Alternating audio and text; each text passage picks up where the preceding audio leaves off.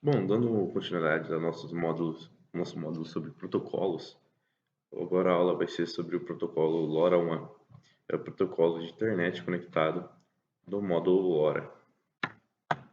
Primeiro vamos explicar como funciona o LoRa e como funciona o seu protocolo puramente, ele sozinho, isoladamente, dizendo. O LoRa é uma tecnologia de radiofrequência, então ele se comunica por ondas sonoras. O LoRa em específico se comunica a partir de comunicação AM, então aquelas que a gente se vê na rádio, que utilizamos rádio FM para música, e utilizamos rádio AM para geralmente jogos de futebol ou alguma coisa do tipo. O AM, uma das principais vantagens dele é que ele é de longo alcance, né?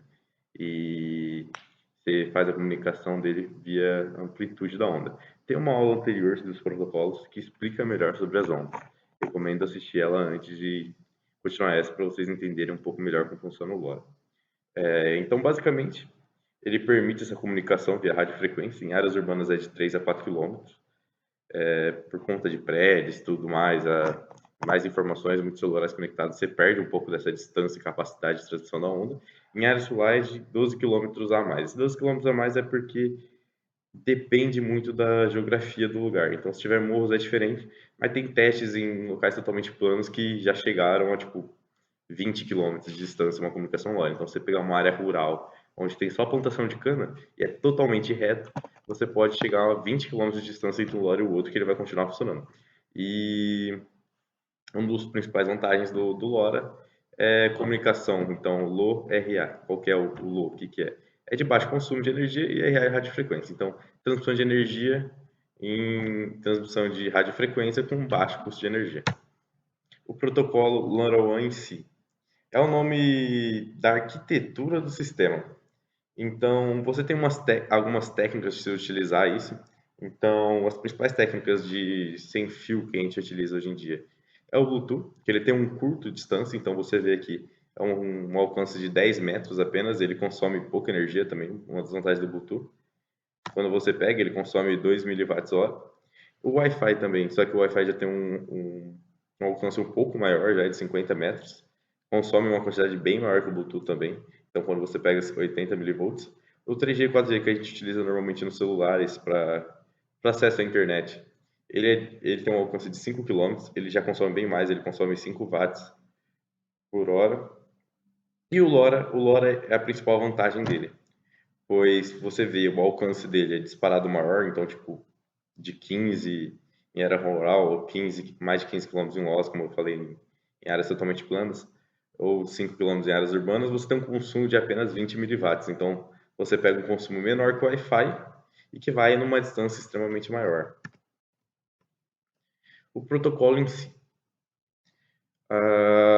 Uma das vantagens que eu tinha falado da baixa criação de energia, então isso possibilita você fazer o quê? Na criação de sensores, de gadgets, quando você cria, por exemplo, numa plantação, você não pode ter que ir lá todo dia arrumar ou trocar um sensor, botar a bateria, porque você não vai estar no meio de um canavial, você não tem uma fonte de energia. Então você tem que colocar uma bateria. Essa é uma das principais vantagens do módulo LoRa, porque ele, por consumir pouca energia, dependendo do conjunto de baterias que você colocar, ela dura uma quantidade de tempo infinita. Então a gente coloca geralmente no padrão de 10 anos, porque uma bateria que você vai colocar num dispositivo, geralmente aquela tipo de carrinho de controle remoto, que é um quadradinho, um tubete, vai durar 10 anos dele, você utilizando ele. O consumo dele é muito baixo, é mais fácil a bateria estragar estando conectada ali do que acaba a bateria dele. Então, provavelmente você tem que fazer uma manutenção dele e trocar a bateria por conta de problemas de tipo meteorológicos que vai estragar a bateria, ao invés dele acabar com a bateria em si, porque ele é algo que consome pouquíssima energia mesmo. Um dos principais vantagens dele quando se fala de LoRaWAN, é a capacidade dele de suportar milhões de informações ao mesmo tempo. Porque como ele funciona? O protocolo LoRaWAN, basicamente, você pega uma informação que está chegando de um sensor ou qualquer coisa no celular, qualquer coisa que você, manda para um LoRa e ele coloca na rede. Então, basicamente, um LoRa só consegue fazer inúmeras mensagens e inúmeros envios. Se você tem várias concentrações de sensores em vários LoRa diferentes, você tem infinitas possibilidades de coisas que você pode enfiar no seu servidor, dado que o servidor tem uma limitação extremamente grande. Então, você pode colocar tudo que você imaginar dentro daquilo ali que ele vai comunicar para o sensor e o sensor vai ter capacidade de administrar aquilo. Então, a possibilidade de informação e conexão é praticamente infinita. Um EndNote, né, que está aqui a explicação dele, basicamente a gente vai explicar como funciona cada parte. Então, tem o EndNote, ou a concentração ali, que é onde faz a conexão, os sensores, os microcontroladores em si, a conexão dos microcontroladores com a rede e a rede com os aplicativos dos servidores, né.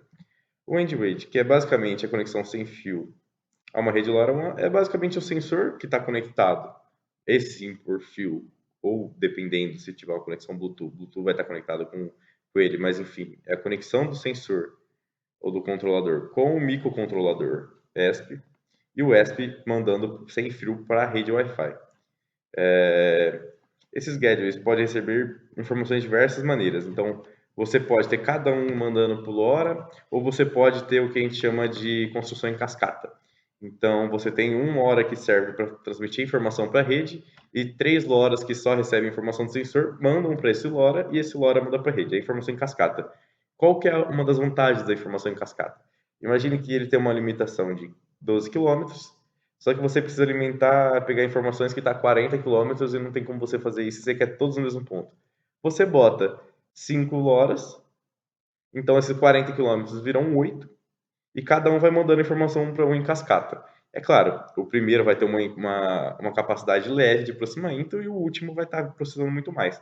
Só que devido à grande capacidade de processamento do LoRa, esse não acaba não sendo um problema para ele. Então você consegue chegar numa distância muito maior, conectar diversas coisas com essa capacidade de criar protocolos em cascata. Então essa é uma das vantagens do LoRaWAN, porque ao invés de você criar uma coisa específica, você pode fazer de diversos modos. Você pode conectar um só num ambiente de rede pequeno e todos mandam para ele, ou se você precisar utilizar um cascata que você vai estar numa área diferente, você pode utilizar e mandar para ele. Então, o EndNote ele é uma coisa meio que variada, você pode usar como você quiser. E os servidores é muito importante, porque tipo, quando você pensa em capacidade de processamento, um hora comunicando com todos eles e mantendo uma rede interna, ele tem uma capacidade boa. Você conseguiria acessar ele por Bluetooth pelo celular, por exemplo. Só que você perde a capacidade da internet de poder estar na China e fazer uma manutenção que está no Brasil.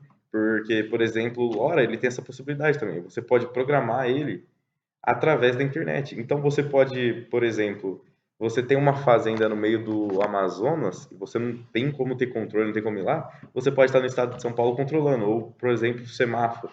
Você tem um semáforo na cidade inteira, não tem como você ir um por um lá arrumar. É algo muito trabalhoso. Então você consegue ter uma central e fazer o ajuste de todos os semáforos no seu computador diretamente, entendeu? Então a questão do servidor, esse é do grande ponto deles. Ainda mais pela grande capacidade de que os servidores LoRaWAN, que utilizam a tecnologia LNS, têm de fazer esse tráfego. Então, o tráfego de informações é extremamente gigante, assim, quando você analisa. E com uma capacidade de segurança, de integridade imensa. Então, quando você pensa assim, você não pode acessar o servidor puramente. Então, ele é uma coisa totalmente segura, porque qual que é a prática? Você tem que gerenciar uma informação que vai mandada para o servidor e a informação sai do servidor e vai para o outro. Você não consegue mexer no servidor. Então, ou você bota não, né? Coloca, no caso, uma informação no servidor e ele sai por já, você não consegue colocar a informação no servidor, modificar ela dentro do servidor para depois enviar. Então você garante uma precisão total dos dados. O que está numa ponta vai chegar na outra com quase toda certeza se o sistema estiver funcionando perfeitamente. Os 4 layers do protocolo LoRa. Temos o layer do LoRa, que é basicamente a parte física da radiofrequência, que a gente chama de PHY, né? Basicamente é a comunicação entre os LoRas. Então, aquela comunicação radiofrequência entre os LoRas que eles têm com eles mesmos é esse. Então, você consegue, por exemplo, o efeito cascata, você usa o PHY para fazer ele, entendeu? Você comunica um LoRa com o outro. A radiofrequência tradicional, como tem explicado no vídeo anterior, e especificamente para essa aula de LoRaWAN, temos 2 layers específicos, que é o controle de acesso, que é o MAC, que a gente chama, que tem 3 classes, e a aplicação do layout, do layer, no caso. Explicando primeiramente o MAC, ele tem três classes dentro deles. Então, a primeira é a classe A, que a gente chama de classe AL, que são dispositivos que são alimentados diretamente pela bateria. Cada dispositivo ele faz o upload para o LoRa que está fazendo a transmissão para a internet. Então, você tem um curto recebimento. Então, basicamente assim, o sensor recebe, ele está conectado direto na bateria, ele recebe e manda para o LoRa já manda para ele diretamente. Então, é dois pacotes de informações existentes. Então, o do sensor para o LoRa e do LoRa para a rede. O tipo B, ele é basicamente igual à classe A, mas ele pode ter janelas extras de recebimentos horários programados.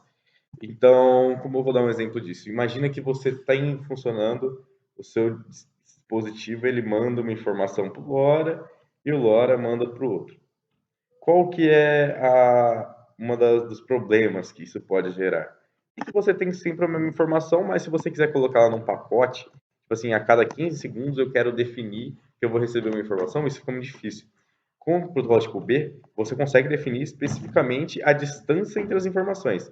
Então, o sensor manda. Então, você vai receber, por exemplo, do sensor uma informação por segundo, só que você vai mandar para a rede a cada minuto uma média, entendeu? Então, você consegue fazer essa informação. Então, você cria um período de 60 segundos entre essas informações. Então, você recebe todos os dados, cria uma média dentro do sensor e depois envia ele para a internet. Não é tudo que você recebe, você já envia diretamente. Você pode fazer esse tratamento de dados, passar, por exemplo, uma passa baixa nessa informação para garantir a qualidade dela, qualquer coisa, e manter uma qualidade melhor.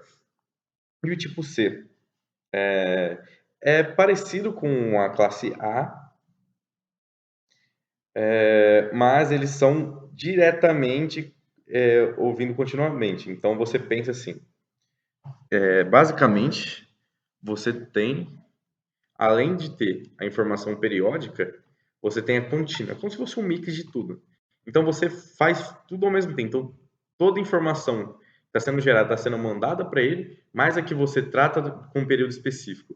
Então é como se você estivesse gerando um grande banco de dados, onde você tem informação, por exemplo, que você vai usar de fato, mas você tem todas as outras que foram usadas para gerar aquela informação. Então você tem o que você vai utilizar e um banco de dados gerados. Esse grande fluxo de informações acaba gerando, claro, você gasta mais energia e uma necessidade maior de comunicação entre os controladores. As suas aplicações, como eu utilizei principalmente de exemplo na agricultura, em plantações, tudo dentro das cidades. Quando a gente fala de cidades, a gente fala falando de internet das coisas, principalmente, ou no caso de semáforos para controles municipais. Mas a internet das coisas é o que vem ao fato agora, que está muito em alta. Então, quando você pensa num controle e automatização de uma casa, você pode fazer das mais diversas variadas. Então, você pode conectar o ESP num conjunto de relé e o relés controlam todas as tomadas da sua casa. Então, você tem duas opções. Você pode interruptor, você pode pegar o seu celular na palma da sua mão e decidir se você vai ligar ou desligar uma luz, um ar-condicionado. E com os conjuntos hoje em dia que existem de controle infravermelho e controle de aumento de banda, você consegue controlar a sua casa inteira, dependendo do jeito que você fizer essa conexão, a partir de um protocolo LoRa, com às vezes alguns microcontroladores.